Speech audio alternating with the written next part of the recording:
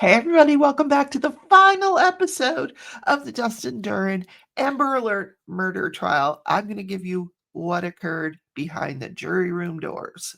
Well, the verdict. What else occurred during the 2 hours and 34 minutes it took them to reach this decision, which was way longer than I would have thought this would have taken. In any case, I'm going to recap the whole thing for you, including the closing arguments, right after you watch this intro. First, I gotta find it. Here it is.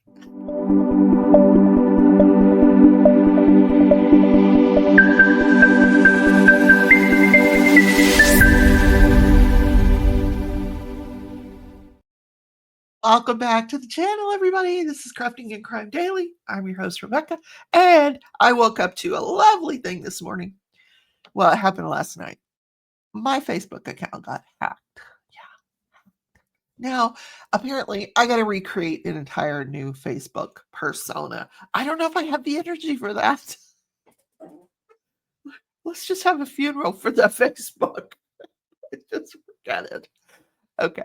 You can get me on YouTube. You can get me on Instagram. But don't try to reach me on Facebook, at least not for a few days till it doesn't seem like I can get my account back. It was stolen. It was taken off everywhere. Anyway. What do you want my contacts for? I'm a little old lady in Kansas. What do you need my people for? My people are crocheters and diamond painters who love true crime. What do we care? Okay. All right, let's talk about Dustin Duren, shall we? But before we do, though, if you wouldn't mind hitting that thumbs up button, I'd really appreciate it. Subscribe to the channel and consider becoming a member. So, Dustin Duren. Now, this occurred on, I don't even know what day of the week it is. Monday, Tuesday. Today's Thursday. Okay, let's go with Tuesday. Tuesday, closing arguments. Now, I covered them live. Didn't have a huge audience, but it is what it is. We sat through the closings. Very straightforward. Here is weird thing though. Defense went first and then prosecution. There was none of that, prosecution has to save half their time because they're going to go first and then they get the rebuttal after the defense says, no, we didn't do that. Defense got up, did their argument, and she spoke lengthier than I thought she would. Because, man, she hit a softball to her client and he knocked it out of the park. Let me tell you, here you go. It's a softball. And that's that whole kidnapped thing. Because up until the day that he took the stand on day 4 and 5 of this trial, we didn't hear the word kidnapped come out of anybody's mouth. But all of a sudden, some legal scholar back there went, hey, if he was doing this because he was afraid Elowin was going to be kidnapped by Caitlyn, who's lounging on the sofa in a whoopee, one of those soft blankets things with her feet up on the coffee table. There was an imminent danger that was going to turn into a kidnapping. So much so that he needed deadly force. Deadly force. He had to grab that gun and shoot her in the head. The expert marksman that he was. Now, do you think perhaps if you'd shot her in the toe, that would have prevented the kidnapping, right? That was what you were trying to prevent. Why are you shooting her in the head? So many questions here. So many questions. So this was pointed out by the prosecution. Like the defense was all over it, like white on rice, man. They were like, man, yes, my client was trying to defend his daughter. He was so afraid for his daughter, blah, blah, blah. Well, the prosecution's like, wait a minute, come on. We pointed out to you that he had a burglary when he was back in Vegas, and the guy went after the burglar with the gun, waving it around, going, hey, look I got a gun. Giving him all kinds of warnings before, aiming it at him. And ultimately, didn't end up shooting him, but didn't give his wife, I keep saying wife, didn't give Caitlyn the same courtesy. Hey, Caitlyn, you're not going to kidnap the kids. I got a gun, all right? I'm going to shoot you in the foot if you even try, all right? I would have put an end to it. No gunfire would have had to have happened. You know me and my gun. I hate guns. I hate guns. Plus, you didn't even have to grab the gun. You are 5'10". She is 5 foot nothing. You are 190 pounds. She's 100 pounds. I think in a fight, you're gonna kick her butt. Okay, you could have just said, "Hey, Caitlyn, move over, move over." When you grabbed Elwyn, instead of grabbing Elwyn, just move Caitlyn over. Caitlyn, move over. Okay, you're not taking. There were so many alternatives. So there was so much about this case that we did not know. We did not know, and we will never know. And that is Caitlyn's side of the story. What was her end game? Did she want the kids? Did she want the tax return? Did she want money every month? Did she want him to take care of the kids? Did she think he was abusing the kids? Was he abusing her? We don't know what goes on behind closed doors in these homes. What was going on? There was more than meets the eye going on here. It wasn't just his unnatural closeness to Elwyn that drove this whole thing. No. Caitlyn and this guy, there was something going on between them. And it might be something with her. It might be something with, I don't know. But she ends up dead. And here's my thought about him. I don't think, he's like, okay, we're going to try the kidnapping. We'll try it. He's not putting much effort into it. Yeah, I was afraid she was going to kidnap her. And, let me see if I can muster a tear. Hold on. No tears. Yeah, I think he did it. He knew he did it. He was prepared to suffer the consequences of it. He thought, okay, my lawyers want to run with this whole kidnapping thing. Let's go. Let's give it a shot. And then here is the outcome. We get 2 hours and 33 minutes of verdict watch. And here is the verdict. Now, before I show you the verdict, though, let me just tell you that you can watch the closing arguments. There's a link up here. I'll link it here if you want to come up. Yeah, lots of sidebars, which I've never seen so many sidebars in a closing argument. Because at one point, the defense was like accusing the police of tampering with evidence. That prosecutor was out of that chair so fast. He's like, oh, objection, sidebar. That's just so inappropriate. You just don't do that, especially if there's no evidence of that. So they have this lengthy sidebar. The judge comes back and says, please disregard that. There's been no evidence that anybody was tampering with evidence. Just forget it. They were so reaching the defense. Okay, here, so you can watch the closings if you want, and then you can come back and watch the verdict. But here is the verdict.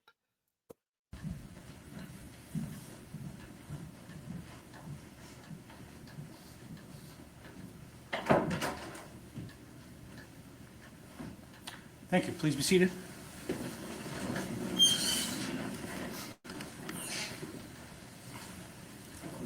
Mr. Duren, put your hands standing and face the jury. Madam Foreperson, will you please stand? Does the jury reach verdicts? Yes. How say you, Madam Foreperson, as the defendant Dustin Duren guilty of the crime of second-degree murder, recklessly causing the death of Caitlyn Naffziger, as charged in the charging document identified with charge ID 2217221C, or not guilty? Guilty. You say, Madam Foreperson, the defendant is guilty? Yes. So say you all, ladies and gentlemen of the jury? Yes. How say you, Madam Foreperson, is the defendant Dustin Duren guilty of the crime of reckless conduct with a deadly weapon as charged in the charging document identified with charge ID 2217222C or not guilty? Guilty. You say, Madam Foreperson, the defendant is guilty. Yes. So say you all, ladies and gentlemen of the jury. Yes. How say you, Madam Foreperson, is the defendant Dustin Duren guilty of the crime of endangering welfare of a child as charged in the charging document identified with charge ID 2217223 or not guilty? Guilty. You say, Madam Foreperson, the defendant is guilty. Yes. So say you all, ladies and gentlemen of the jury. Yes. How say you, Madam Foreperson, is the defendant Dustin Duren guilty of the crime of second-degree murder, knowingly causing the death of Caitlyn Naffziger as charged in the charging document identified with charge ID 2237508C or not guilty? Guilty. You say, Madam Foreperson, the defendant is guilty. Yes. So say you all, ladies and gentlemen of the jury. Yes. Thank you, Madam. You may be seated. Your Honor, can you call the jury, please? Certainly. Defendant has requested to poll the jury. Yes, Your Honor. Juror number 3, will you please stand? Sir, in your individual capacity as juror, how say is the defendant Dustin Duren guilty of the charge ID 2217221C, second-degree murder reckless, or not guilty? Guilty. How say is Dustin Duren guilty of charge ID 2217222C, reckless conduct deadly weapon, or not guilty? Guilty. How say is Dustin Duren guilty of charge ID 2217223C, endangering the welfare of a child, or not guilty? Guilty. And is Dustin Duren guilty of charge ID 2237508C, second-degree murder knowing, or not guilty? Guilty. Thank you. Have a seat. Juror number 6, if you could stand in your individual capacity as juror, how say is the defendant Dustin Duren guilty of charge ID 2217221C, second-degree murder reckless, or not guilty? Guilty. How say is Dustin Duren guilty of charge ID 2217222C, reckless conduct deadly weapon, or not guilty? Guilty. How say is Dustin Duren guilty of charge ID 2217223C, endangering welfare of a child, or not guilty? Guilty. And how say is Dustin Duren guilty of charge ID 2237508C, second-degree murder knowing, or not guilty? Guilty. Thank you. Juror number 7, if you could stand in your individual capacity as juror, how say is Dustin Duren, is Dustin Duren guilty of charge ID 2217221C, second-degree murder reckless, or not guilty? Is Dustin Duren guilty of charge ID 2217222C, reckless conduct deadly weapon, or not guilty? Is Dustin Duren guilty of charge ID 2217223C, endangering welfare of a child, or not guilty? Is Dustin Duren guilty of charge ID 2237508C, second-degree murder knowing, or not guilty? Thank you. Have a seat. Juror number 8. In your individual capacity as juror, how say is the defendant Dustin Duren guilty of charge ID 2217221C, second-degree murder reckless, or not guilty? Is Dustin Duren guilty of charge ID 2217222C, reckless conduct deadly weapon, or not guilty? Is he guilty of, is Dustin Duren guilty of charge ID 2217223C, endangering welfare of a child, or not guilty? Is Dustin Duren guilty of charge ID 2237508C, second-degree murder knowing, or not guilty? Thank you. Juror number 9. Now, it started getting lengthy there in the end because, once they had to read the verdict to all the charges, which is second-degree murder, which is unintentional, like there's no premeditation, it's the heat of passion kind of murder. And let me look it up because I don't know in New Hampshire what the sentence is for that. Let's see, sentence in New Hampshire for second-degree murder. And of course, it was with a deadly weapon, so that's an aggravator. Okay. Up to life in prison. without the possibility of parole up to. So he can get less than that. Interesting. The general sentence range in New Hampshire for second-degree murder is 20 to 40 years in state prison. Okay. And he seems very resigned to that. I think he realizes, hey, this is it. Like, although he seemed a little like, oh, the kidnapping didn't work. No, it didn't. Sorry. He grabbed his head. He's like, oh, I was really banking on that. No, you weren't. You knew it wasn't going to work. That's not what was going on. You were just pissed off. You snapped. You said it during the police interrogation, which was just a few hours after all this occurred. You said, I snapped. That's what happened. This is what happens when you snap and there's a gun available, okay? Put the guns away. Lock them up. Don't make them available like that, okay? That's my PSA for today. All right, guys, have a wonderful day. I'm going to do another quick video because we've got some breaking news and I want to get right into that. So have a wonderful day. Take care, everybody. Bye. Where's my video? Here it is.